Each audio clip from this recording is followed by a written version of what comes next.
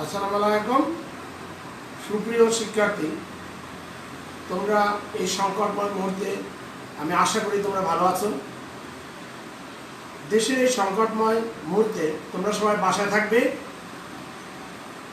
সরকারের দেওয়া স্বাস্থ্যবিধি মেনে চলবে, বাসায় পড়াশোনা করবে এবং তোমাদের যে অঙ্কগুলো আছে অঙ্কগুলো প্র্যাকটিস করবে। এই দুর্যোগকালীন অবস্থায় তোমাদের জন্য অনলাইন ক্লাসের আয়োজন করেছেন ন্যাশনাল কলেজের মাননীয় অধ্যক্ষ চান, যার মাধ্যমে আমি তোমাদের সাথে যুক্ত হতে পারছি। আমি এর জন্য স্যারকে অসংখ্য ধন্যবাদ জানাচ্ছি। আজ আমার বিষয় হিসাব বিজ্ঞান প্রথম পত্রের চতুর্থ অধ্যায় রেওয়ামিল। এটা আজকে শেষ ক্লাস। পরবর্তীতে আমরা দ্বিতীয় পত্র আলোচনা করব এবং সেটা ক্লাসের সর্বশেষে বলে দিব কোন বিষয়টি নিয়ে আলোচনা করব। আজকের আমাদের আলোচ্য বিষয়ের গত ক্লাসে বলেই দেওয়া হয়েছিল 2018 সালের বোর্ড প্রশ্নগুলো নিয়ে আলোচনা করা হবে। শুরু করা যাক আজকের ক্লাস। আজকের ক্লাসে যাওয়ার পূর্বেই আমাদের বিগত ক্লাসগুলোর কিছুটা সম্পর্কে আলোচনা করতে হচ্ছে। গত ক্লাসে আমরা আলোচনা করেছিলাম স্থায়ী সম্পদ কি। যে সম্পদ 1 বছরের অধিক সময় পর্যন্ত ব্যবহার করা হয় তাকে বলা হয় স্থায়ী সম্পদ। আসবাবপত্র, দালান কোঠা, যন্ত্রপাতি, ইজারা সম্পদ, আইন বই ইত্যাদি। এবং সেখানে আরও আলোচনা হয়েছিল চলতি দায়, চলতি সম্পদ, প্রত্যক্ষ খরচ, পরোক্ষ খরচ। এগুলো তোমরা গত ক্লাস থেকে দেখে নিবে। এবং এর পূর্বের ক্লাসে বলা হয়েছিল সমন্বিত ক্রয়। সমন্বিত ক্রয় কি ছিল? প্রারম্ভিক মজুত পণ্যের সাথে নিট ক্রয় যোগ এবং সমাপনী মজুত পণ্য বাদ। আজকের ক্লাসটা আশা করি তোমরা সবাই থাকবে। থাকলে সর্বশেষ আমি বলে দিব কোন প্রশ্নগুলো বেশি আলোচনা করা হবে, মানে তোমরা পড়বে বাসায়, এগুলো দেখবে। শুরু করা যাক 2018 সালে বোর্ড প্রশ্ন।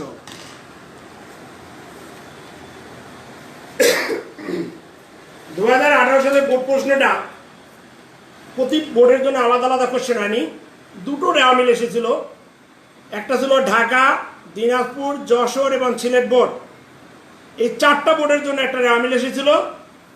সে প্রশ্নটা হলো যে এখানে আছে রহমান ব্রাদার্স 8 নম্বরে।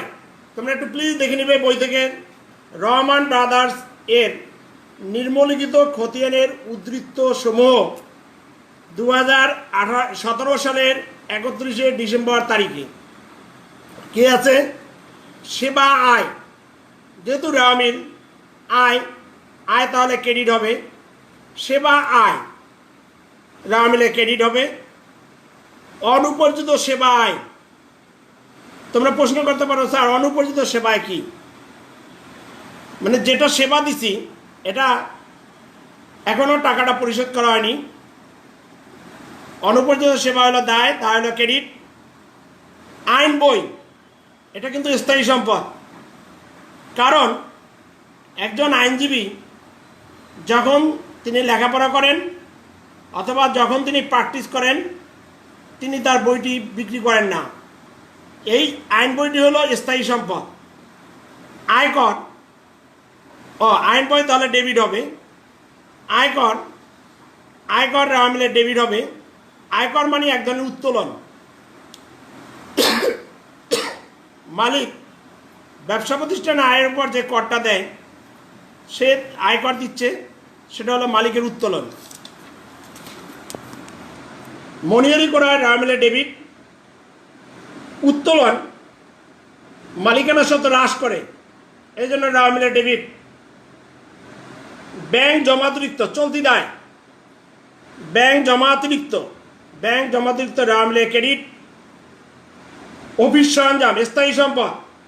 সমস্ত প্রকার সম্পদ রেওয়ামিলে ডেবিট। বিক্রয় খতিয়ানের জের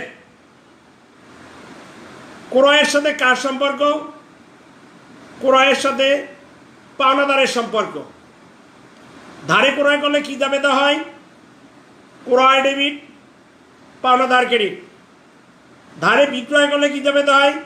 দেনাদার ডেবিট, বিক্রয় ক্রেডিট। তাহলে বিক্রয় ক্ষতি যে আসলে দেনাদার, দেনাদার রেওয়া মিলে ডেবিট হবে। আগুনে বিনষ্ট পণ্য সমস্ত প্রকার ক্ষতি রেওয়া মিলে ডেবিট। বিজ্ঞাপন খরচ, বিজ্ঞাপন রেওয়া মিলে ডেবিট। প্রারম্ভিক মনিয়ারি, প্রারম্ভিক মনিয়ারি রেওয়া মিলে ডেবিট। চালানি কারবারে প্রেরিত পণ্য, এটা চলতি সম্পদ, এটা রেওয়া মিলে ডেবিট। সমাপনী মনিহারি রেওয়া মিলে আসবে না। তাহলে কি কি রেওয়া মিলে আসবে না আমরা পূর্বের ক্লাসগুলো আলোচনা করেছিলাম। চলতি সম্পত্তির প্রারম্ভিক ব্যালেন্স রেওয়া মিলে আসবে না। প্রারম্ভিক নগদ তহবিল, প্রারম্ভিক ব্যাংকে জমা। চলতি দায়ের প্রারম্ভিক ব্যালেন্স রেওয়া মিলে আসবে না। প্রারম্ভিক পদ হিসাব, প্রারম্ভিক ব্যাংক জমাতিরিক্ত। সমাপনী মজুত পণ্য রেওয়া মিলে আসবে না। সমাপনী মনিহারি রেওয়া মিলে আসবে না। সম্ভাব্য দায় রেওয়া মিলে আসবে না, যেটা আমরা প্রথম দুটো ক্লাসে বারবার বলেছিলাম। মোস্ট ইম্পর্টেন্ট প্রশ্ন।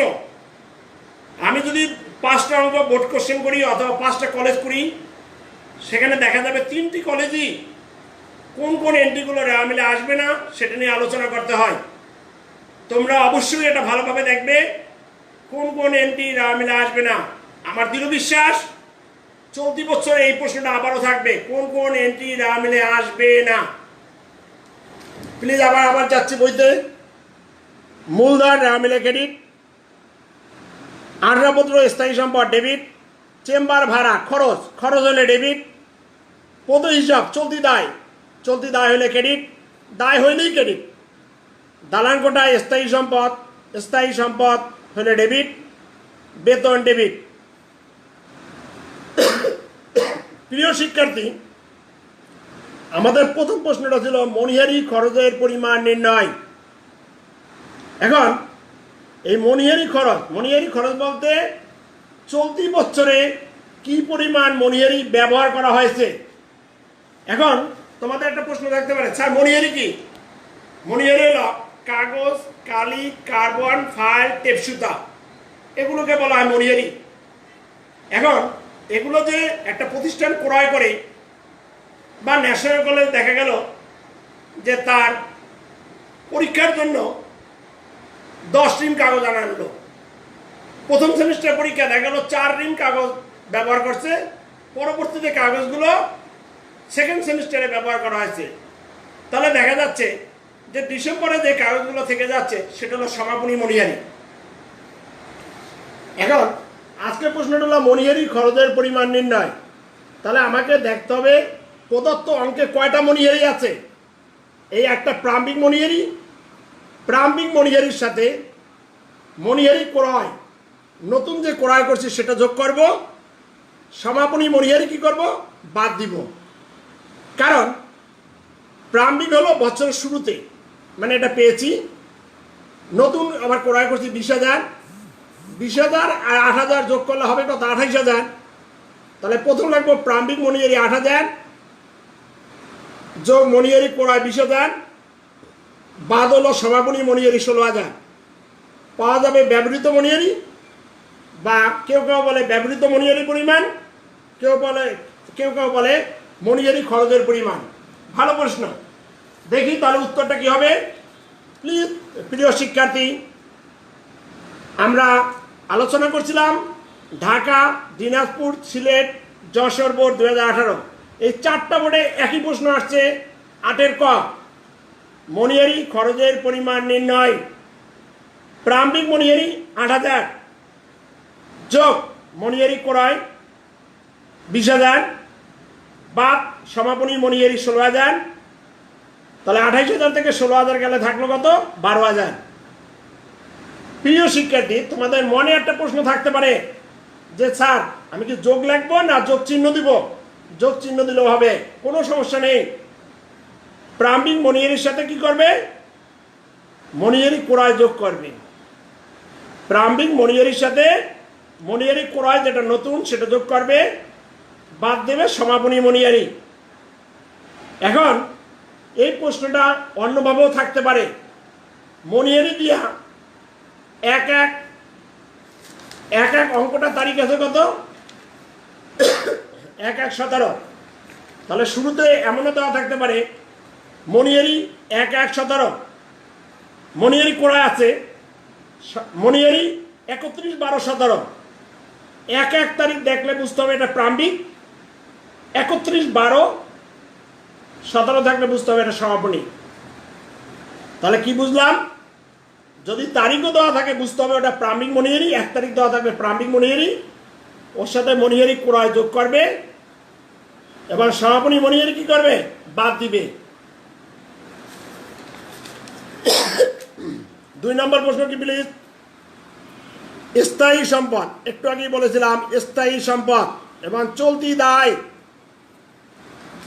স্থায়ী সম্পদ যে সম্পদ 1 বছরের অধিক সময় পর্যন্ত কারবারে ব্যবহার করা হয় তাকে স্থায়ী সম্পদ বলে। যেমন দালান কোঠা, আসবাবপত্র।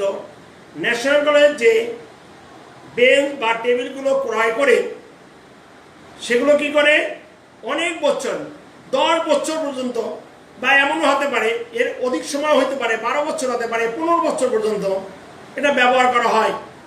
এটা হলো স্থায়ী সম্পদ। ফ্যান আছে, এগুলো হলো স্থায়ী সম্পদ। তাহলে স্থায়ী সম্পদ এবং চলতি দায়, যে দায় 1 বছর বা তার কম সময়ের মধ্যে পরিশোধ করতে হয়, যে দায় 1 বছর বা তার কম সময়ের মধ্যে পরিশোধ করতে হয় তাকে বলা হয় চলতি দায়। এখন আজকে যে আমাদের অঙ্কটা, সে অঙ্কটা কি কি স্থায়ী সম্পদ পেয়েছিলাম? আমি পূর্বেই বলেছিলাম নতুন একটা স্থায়ী সম্পদ তোমরা দেখবে। স্থায়ী সম্পদ সমূহ অফিস সরঞ্জাম স্থায়ী সম্পদ, আইন বই স্থায়ী সম্পদ। আমি পূর্বেই বলেছিলাম আইনজীবী এবং ডাক্তাররা তারা যে বই নিয়ে পড়াশোনা করেন অর্থাৎ প্র্যাকটিসের জন্য যে বই ক্রয় করেন সেগুলো তাদের স্থায়ী সম্পদ। এগুলো রেখে দেন, যখন ওরা প্র্যাকটিস করেন তখন ওই বইগুলো ব্যবহার করা হয়। আসবাবপত্র স্থায়ী সম্পদ, দালান কোঠা স্থায়ী সম্পদ। আজকের যে অঙ্কটা দেওয়া আছে সেখানে আমরা 4টা স্থায়ী সম্পদ পেয়েছি। কি কি? অফিস সরঞ্জাম, আইন বই, আসবাবপত্র, দালান কোঠা। এই মোট স্থায়ী সম্পদ। এটা লেখলেও হয় না লেখলেও হয়, 2,55,000। আরেকটা প্রশ্ন ছিল কি? চলতি দায়ের পরিমাণ নির্ণয়। চলতি দায়ের পরিমাণ নির্ণয়। আজকের অঙ্কটা কি কি চলতি দায় আছে? অনুপার্জিত সেবায় কি বলছিলাম? চলতি দায়। ব্যাংক জমাতিরিক্ত চলতি দায়, পদ হিসাব চলতি দায়। আজকের অঙ্কে কি কি চলতি দায় আছে? অনুপার্জিত সেবায়, ব্যাংক জমাতিরিক্ত, পদ হিসাব। প্রিয় শিক্ষার্থী, মাঝে মাঝে বিভিন্ন বোর্ডে স্টুডেন্টকে বিভ্রান্ত করার জন্য যে ব্যাংক জমাতিরিক্তর পাশে পার্সেন্টেজ দিয়ে দেয়, যেমন 10% ব্যাংক জমাতিরিক্ত। এই পার্সেন্টেজ যদি দেওয়া থাকে তাহলে কিন্তু ওটা হবে দীর্ঘমেয়াদী দায়, তখন ওটা কিন্তু চলতি দায় নয়। এখন কারো কারো মনে প্রশ্ন থাকতে পারে, স্যার ব্যাংক জমাতিরিক্ত কি? আমি যে টাকা ব্যাংকে জমা দিলাম তার চেয়ে বেশি টাকা উত্তোলন করলাম, সেটা হলো ব্যাংক জমাতিরিক্ত। ব্যাংক জমাতিরিক্ত চলতি দায়। তবে যদি ব্যাংক জমাতিরিক্তর পাশে পার্সেন্টেজ দেওয়া থাকে তাহলে হবে দীর্ঘমেয়াদী দায়।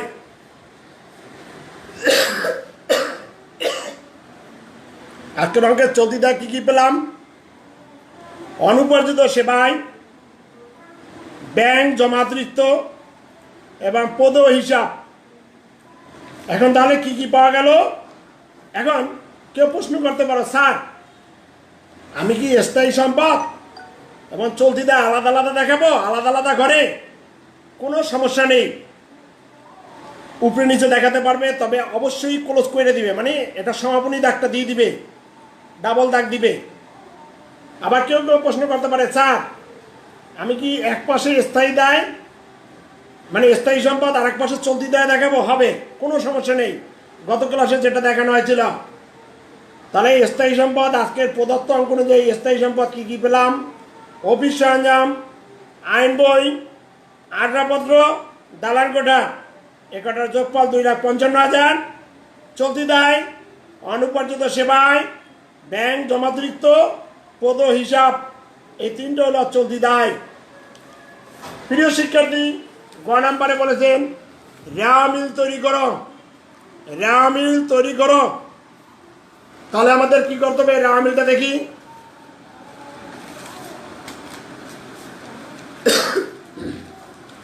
রহমান ব্রাদার্স রেওয়া মিল 31 ডিসেম্বর 2017। কর্মীর নাম, হিসাবের নাম বা হিসাবের বিবরণ, খতিয়ান 20টা, ডেবিট টাকা, ক্রেডিট টাকা। কি আছে দেখা যাক। সেবায় আয় সবসময় রেওয়া মিলে কি হবে? ক্রেডিট। সেবায় কি রেওয়া মিলের ক্রেডিট? আয়, আয় হইলেই তো ক্রেডিট। অনুপার্জিত সেবায় হলো চলতি দায়, সমস্ত প্রকার দায় রেওয়া মিলে ক্রেডিট। মনিহারি করায় রেওয়া মিলে ডেবিট। উত্তোলন মালিকানা সত্ত্ব হ্রাস করে, উত্তোলন কি করে? মালিকানা সত্ত্ব হ্রাস করে, এই জন্য উত্তোলন ডেবিট হবে। ব্যাংক জমাতিরিক্ত রেওয়া মিলে ক্রেডিট। অফিস সরঞ্জাম স্থায়ী সম্পদ রেওয়া মিলে ডেবিট।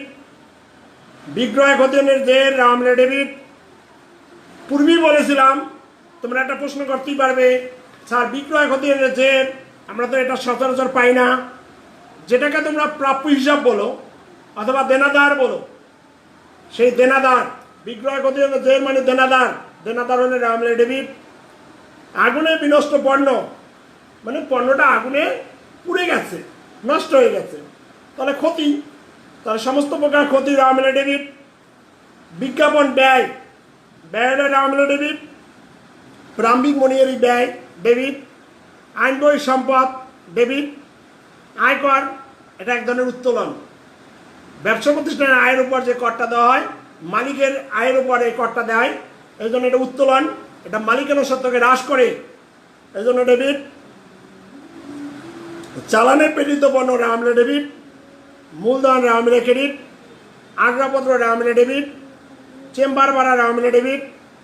পদ হিসাবে রেওয়া মিলে ক্রেডিট। দালান কোঠা রেওয়া মিলে ডেবিট। বেতন রেওয়া মিলে ডেবিট। প্রিয় শিক্ষার্থী, তোমরা অঙ্কগুলো কিন্তু বাসায় করবে, না করলে ভুলে যাবে। আমাকে অনেক স্টুডেন্ট প্রশ্ন করে, মানে ফোন করে প্রশ্ন করে অথবা মেসেঞ্জার প্রশ্ন করে, স্যার এটা কি হবে? এর জন্য ওইসব স্টুডেন্টকে অসংখ্য ধন্যবাদ। দেখো প্রিয় শিক্ষার্থী, আবার রেওয়া মিলটা নিয়ে একটু বলছি। রহমান ব্রাদার্স রেওয়া মিল 31 ডিসেম্বর 2017। সেবায় রেওয়া মিলে ক্রেডিট। অনুপার্জিত সেবায় রেওয়া মিলে ক্রেডিট।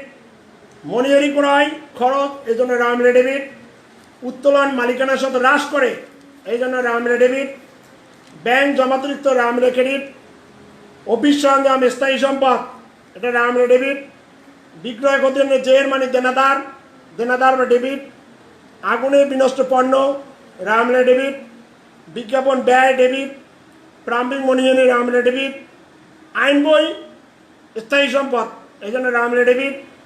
আয়কর মানে এক ধরনের উত্তোলন, এই জন্য মালিকানার সাথে হ্রাস করে, রেওয়া মিলে ডেবিট। চালানি প্রেরিত পণ্য সম্পদ, চলতি সম্পদ, রেওয়া মিলে ডেবিট। মূলধন ক্রেডিট। আসবাবপত্র স্থায়ী সম্পদ ডেবিট। চেম্বার ভাড়া খরচ, খরচ হলে ডেবিট। পদ হিসাব চলতি দায়, চলতি দায় হলে ক্রেডিট। দালান কোঠা স্থায়ী সম্পদ ডেবিট। বেতন রেওয়া মিলে ডেবিট। প্রিয় শিক্ষার্থী, তোমরা যদি এই প্রশ্নটা একটু খেয়াল করো, একটি এন্ট্রি কিন্তু আমরা আনিনি, সেটা কি? সমাপনী মনিহারি। সমাপনী মনিহারি রেওয়া মিলে আসে না। আরও একটি বোর্ডে প্রশ্ন আছে, রাজশাহী, কুমিল্লা, চট্টগ্রাম, বরিশাল বোর্ড। এই বোর্ডে 8টি প্রশ্ন আছে। এই প্রশ্নটি দেখি যে আমাদের আছে, মিলন ট্রেডার্স 2017 31 ডিসেম্বর তারিখে খতিয়ানের উদ্ধৃত সমূহ নিম্নরূপ: মূলধন মালিকানা সত্ত্বে রেওয়া মিলে কি হবে? ক্রেডিট। উত্তোলন কি করে? উত্তোলন মালিকানা সত্ত্বে হ্রাস করে, এই জন্য রেওয়া মিলে ডেবিট। কল কবজা স্থায়ী সম্পদ রেওয়া মিলে ডেবিট। প্রারম্ভিক মজুত পণ্য রেওয়া মিলে ডেবিট। হাতে নগদ রেওয়া মিলে ডেবিট। পদ হিসাব রেওয়া মিলে ক্রেডিট। সমাপনী মজুত পণ্য রেওয়া মিলে আসে না। প্রিয় শিক্ষার্থী, আজকের এই প্রশ্নটি লক্ষ্য করলে একটা জিনিসের দিকে পরবর্তীতে খেয়াল রাখতে হবে, সেটা হলো প্রারম্ভিক মজুত পণ্য এবং সমাপনী মনিয়ারি। আমি পরবর্তী আলোচনা আসছি। বিক্রয় রেওয়া মিলে ক্রেডিট। প্রাপ্য হিসাব রেওয়া মিলে ডেবিট। ব্যাংক জমাতিরিক্ত রেওয়া মিলে ক্রেডিট। পণ্য ক্রয় রেওয়া মিলে ডেবিট। ঋণের সুদ রেওয়া মিলে ডেবিট। বকেয়া ভাড়া, খরচের পাশে যদি বকেয়া থাকে, নিয়মই বলেছিলাম খরচের পাশে যদি বকেয়া থাকে, বকেয়া থাকলে ক্রেডিট। শিক্ষানীর ভাতা ডেবিট। পদোন্নতি ক্রেডিট। বিক্রয় বাট্টা, বিক্রয় বাট্টা কী করে? বিক্রয়কে হ্রাস করে। বিক্রয় হলো ক্রেডিট, তাহলে বিক্রয় বাট্টা হবে ডেবিট। বিক্রয় পরিবহন ডেবিট। প্রশ্নটি হলো, প্রথম প্রশ্নটি হলো সমন্বিত ক্রয়ের পরিমাণ গণনা সহ নির্ণয় করো। সমন্বিত ক্রয় কি পূর্বে আলোচনা করেছিলাম, আজকে ক্লাসের শুরুতে আলোচনা করেছিলাম। প্রারম্ভিক মজুত পণ্যের সাথে নিট ক্রয় যোগ হবে, সমাপনী মজুত পণ্য বাদ যাবে। প্রারম্ভিক মজুত পণ্যের সাথে নিট ক্রয় যোগ হবে, সমাপনী মজুত পণ্য কি হবে? বাদ যাবে। তাহলে এখন দেখা যাক এই অঙ্কের প্রারম্ভিক মজুত পণ্য কত আছে? 25,000। ক্রয় আছে কত? পণ্য ক্রয় আছে 60,000। এই দুইটা যোগ হবে, আর সমাপনী মজুত পণ্য যেটা আছে সেটা কি হবে? বাদ যাবে। দেখা যাক, তোমাদের সামনে উপস্থাপন করা হলো রাজশাহী, কুমিল্লা, চট্টগ্রাম, বরিশাল বোর্ড 2018। অঙ্ক নম্বর সমস্যা 5, সমন্বিত ক্রয়ের পরিমাণ নির্ণয় করো। প্রারম্ভিক মজুত পণ্যের সাথে পণ্য ক্রয় যোগ করে সমাপনী মজুত পণ্য বাদ দিতে হবে। এখন মাঝে মাঝে প্রারম্ভিক মজুত পণ্য না দিয়ে এখানে প্রশ্ন দিয়ে দেয় মজুত পণ্য 1,117, 1,117, সেটাও বুঝতে হবে এটা প্রারম্ভিক মজুত পণ্য। আবার মজুত পণ্যের পাশে দিয়ে দেয় 31,12,17, সেটা বুঝতে হবে এটা সমাপনী মজুত পণ্য। তাহলে প্রারম্ভিক মজুত পণ্যের সাথে কি করবে? পণ্য ক্রয় যোগ করবে, সমাপনী মজুত পণ্য কী হবে? বাদ যাবে। হলো কত? 65,000 টাকা। প্রিয় শিক্ষার্থী, আমরা পূর্বেই বলেছিলাম সমাপনী মজুত পণ্য রেওয়া মিলে আসে না। যদি অঙ্কের সমন্বিত ক্রয় দেওয়া থাকে, কি দেওয়া থাকে? সমন্বিত ক্রয়, সেক্ষেত্রে সমাপনী মজুত পণ্য এবং সমন্বিত ক্রয় রেওয়া মিলে ডেবিট পাশে আসবে, সেক্ষেত্রে প্রারম্ভিক মজুত পণ্য রেওয়া মিলে আসবে না। অঙ্কে যদি সমন্বিত ক্রয় এবং সমাপনী মজুত পণ্য একই অঙ্কে দেওয়া থাকে, সেক্ষেত্রে সমন্বিত ক্রয় এবং সমাপনী মজুত পণ্য রেওয়া মিলে আসবে, সেক্ষেত্রে প্রারম্ভিক মজুত পণ্য রেওয়া মিলে আসবে না। দেখি পরের প্রশ্ন কি ছিল? মুনাফা জাতীয় ব্যয় এবং চলতি দায়ের পরিমাণ, মুনাফা জাতীয় ব্যয় চলতি দায়ের পরিমাণ গণনা সহ নির্ণয় করো। আচ্ছা, তোমাদের একটা মনে প্রশ্ন থাকতে পারে, স্যার গণনা, আসলে আমরা যে ক্যালকুলেশনটা দেখাই এটাই গণনা, কাজটাই তো গণনার কাজ করি। যেমন সমন্বিত ক্রয়ের পরিমাণ গণনা সহ নির্ণয় করো, সমন্বিত ক্রয়ের পরিমাণ গণনা সহ নির্ণয় করো। আমরা যে এই যোগ বিয়োগটা করে দিচ্ছি এটাই তো গণনা। তবে হ্যাঁ, কোনো শিক্ষার্থী যদি সময় নেই, একদম সময় শেষ, মানে দেখা যাচ্ছে তার 1 মিনিট আছে, সে যদি লেখে সমন্বিত ক্রয় পরিমাণ 65,000 টাকা, সেক্ষেত্রে সে 1 পাওয়ার কথা পাবে। তবে যেহেতু গণনা সহ চেয়েছে, তাহলে কিন্তু তখন আর নাম্বার দেওয়ার কোনো সুযোগ নেই। বা এছাড়া যদি বলে সমন্বিত ক্রয় পরিমাণ নির্ণয় করো, তখন শুধু 65, সে যদি লেখে সমন্বিত ক্রয় 65,000, তখন সে 1 নাম্বার পাবে 2-র মধ্যে। আর যখন গণনা চাপে তখন ক্যালকুলেশনটা অবশ্যই দেখাতে হবে, তবে সংক্ষিপ্তভাবে না করে বিস্তারিত করাটাই ভালো। মুনাফাজাতীয় ব্যয় কি কি পেলাম? সমন্বিত ক্রয় কিন্তু মুনাফাজাতীয় ব্যয়। সমন্বিত ক্রয় কি? মুনাফাজাতীয় ব্যয়। পাশে লাগবে ক থেকে প্রাপ্ত ঋণের সুদ, শিক্ষানীর ভাতা এবং বিক্রয় পরিবহন। কি কি পেলাম? মুনাফাজাতীয় ব্যয় কি কি পেয়েছি? সমন্বিত ক্রয় যে 65,000 পেয়েছি সেটা, ঋণের সুদ, শিক্ষানবির ভাতা এবং বিক্রয় পরিবহন, মোট 74,000 টাকা। মোট মুনাফা জাতীয় ব্যয়। এরপর কি? চলতি দায়। 8টা প্রশ্ন ছিল কি? চলতি দায়, পদ হিসাব, ব্যাংক জমাতিরিক্ত, বকেয়া ভাড়া, পদ নোট, এগুলো হলো চলতি দায়। এখন অনেক সময় শিক্ষার্থীরা, আমি বোর্ড প্রশ্নের খাতাগুলোতে পাই বা কলেজের খাতাগুলোতে পাই, তারা অঙ্কটা করতে গিয়ে হয়তো বা দেখা গেলো চলতি দায়ের একটা এন্ট্রি আনেনি। তাহলে এই যে আমি উপরে করলাম 74,000 টাকা, তার জন্য পাবো 2, আর নিচে যে একটা এন্ট্রি ভুল করছি তার 2-র মধ্যে পাবো 1, তাহলে কিন্তু আমি 3 নাম্বার পাবো।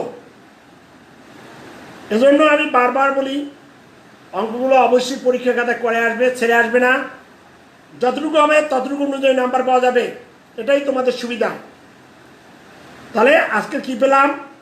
চলতি দায় কি কি পেলাম? পদ হিসাব, ব্যাংক জমাতিরিক্ত, বকেয়া ভাড়া এবং পদ নোট, এটা হলো চলতি দায়। প্রিয় শিক্ষার্থী, গ নম্বর প্রশ্নটা যাচ্ছি। আজকের আমাদের আলোচ্য বিষয় মনে আছে তো? 2018 সালের বোর্ড প্রশ্ন। মিলন ট্রেডার্স, রামিল, 31 ডিসেম্বর 2017। মূলধন রামিলের কি হবে? মূলধন রামিলের ক্রেডিট হবে। মূলধন রামিলের কি? ক্রেডিট। দেখা যাচ্ছে মূলধন রামিলের ক্রেডিট। উত্তোলন রামিলের ডেবিট। কল কবজা, স্থায়ী সম্পদ, সম্পত্তি হলে ডেবিট। হাতে নগদ চলতি সম্পদ, রামিলের ডেবিট। পদ হিসাব ক্রেডিট। সমাপনী মজুত পণ্য। এখন তোমার মনে একটা প্রশ্ন আসতে পারে, স্যার সমাপনী মজুত পণ্য কেন আসবে? কি প্রশ্ন করেছিল? সমন্বিত ক্রয়কে অন্তর্ভুক্ত করে রামিল প্রস্তুত করো। প্রশ্ন দেখার সাথে সাথে আগে যখনই যেটা করবে, যেটা অ্যান্সার করবে, সেটা প্রশ্নটা আবার পড়ে নিবে। সমন্বিত ক্রয়কে অন্তর্ভুক্ত করে রামিল প্রস্তুত করো। যদি এই সমন্বিত ক্রয়কে অন্তর্ভুক্ত করে এই শব্দটা না বলতো, তাহলে আমরা সমন্বিত ক্রয় রামিলে আনতাম না। যেহেতু বলছে সমন্বিত ক্রয়কে অন্তর্ভুক্ত করে রামিল প্রস্তুত করো, সেক্ষেত্রে সমন্বিত ক্রয় রামিলে আসবে। সমন্বিত ক্রয় যদি রামিলে আনি, সেক্ষেত্রে সমাপনী মজুত পণ্য রামিলে আসবে, প্রারম্ভিক মজুত পণ্য রামিলে আসবে না। সমাপনী মজুত পণ্য রামিলে ডেবিট। বিক্রয় আয়, বিক্রয় ক্রেডিট। প্রাপ্য হিসাব সম্পদ ডেবিট। Bank জমাতিরিক্ত credit. যেখানে ক্রয় ছিল, ক্রয় পরিবর্তে আমরা নিয়ে আসছি সমন্বিত ক্রয় 65,000 টাকা। উত্তরটা নিয়ে আসছি ক থেকে প্রাপ্ত। ক্রয়তে কতে আমাদের বলেছিল সমন্বিত ক্রয় নির্ণয় করো, সেই 65,000 টাকা এখানে নিয়ে আসছি। বা তুমি শেষেও দিতে পারো। ঋণের সুদ ডেবিট, বকেয়া ভাড়া ক্রেডিট, শিক্ষানীর ভাতা ডেবিট, পদ নোট ক্রেডিট। বিক্রয় বার্তা বিক্রয়কে হ্রাস করে, এজন্য ডেবিট। বিক্রয় পরিবহন ডেবিট। প্রিয় শিক্ষার্থী, কি কি পেলাম?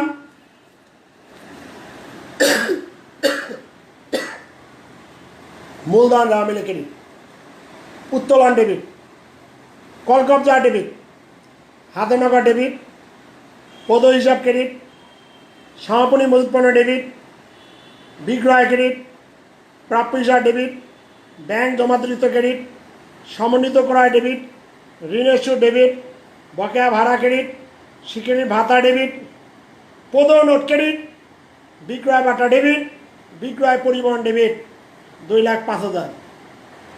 প্রিয় শিক্ষার্থী, আমরা এই রেওয়ামিল চ্যাপ্টারটা আর করাবো না, তবে এখন একটু তোমাদের বলে দিচ্ছি রেওয়ামিল থেকে কি কি করবে।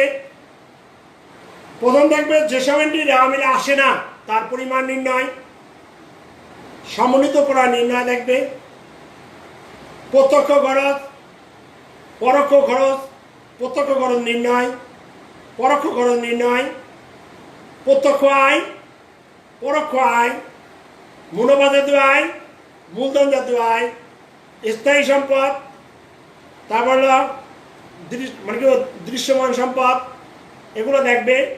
রেওয়ামিল দেখবে, চলতি সম্পদ, চলতি দায়, এগুলো ভালো করে দেখবে। তোমাদের এই প্রশ্নগুলো দেওয়াও আছে, করানো আছে। পরবর্তী ক্লাসে আমরা যে চ্যাপ্টারটা নিয়ে তোমাদের সাথে আলোচনা করব, এই বছর অবশ্যই আসবে এবং প্রথম বর্ষের শিক্ষার্থীদের ইয়ার ফাইনাল মানে কি পরবর্তী পরীক্ষাও আসবে এবং পরবর্তী যে পরীক্ষা অনুষ্ঠিত হবে সেখানেও আসবে এবং বোর্ড প্রশ্ন অবশ্যই আসবে, যেটি হলো হিসাব বিজ্ঞান দ্বিতীয় পত্র। হিসাব বিজ্ঞান দ্বিতীয় পত্রের কলেজে যে রাইটারে বইটা পড়ানো হয় সে বইয়ের 4র্থ অধ্যায় নিয়ে তোমাদের আলোচনা করা হবে, যেটাকে তোমরা সংক্ষিপ্তভাবে শেয়ার শুনাবে চিনো। এটা নিয়ে আমরা বিস্তারিত আলোচনা করব।